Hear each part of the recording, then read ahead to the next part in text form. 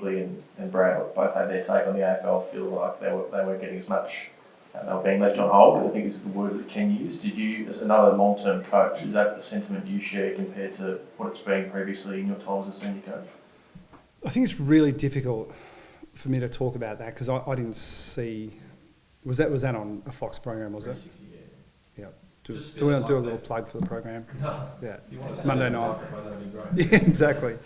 So I'll try to park what they said because I'm not privy to it.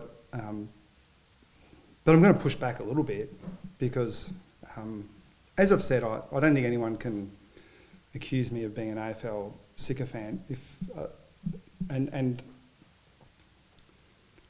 I actually think it's good that the coaches are encouraged to sort of speak their mind, even if it's a little contrary to, the position that the AFL hold on some issues, because more discussion's better, rather than feeling like you're just going to be muzzled every time you say something they don't like.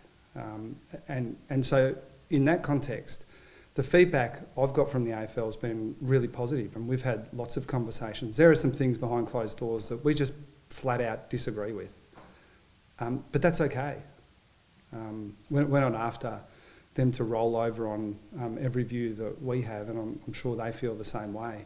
But in terms of the communication, I mean, we really can't fault it, can we? We've had some private discussions with them where we just sit down and go, well, let's just agree to disagree on that.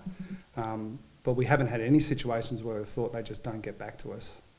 I think that's been one of the hallmarks of Laura's job in the early days, in her position, that she was from the outset really keen to expand the conversation with the senior coaches.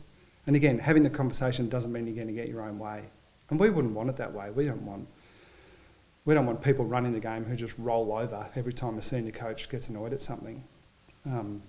But yeah, I feel really confident. I mean, other people may interpret it differently when you're outspoken, but I haven't sensed that from the people at the AFL at all.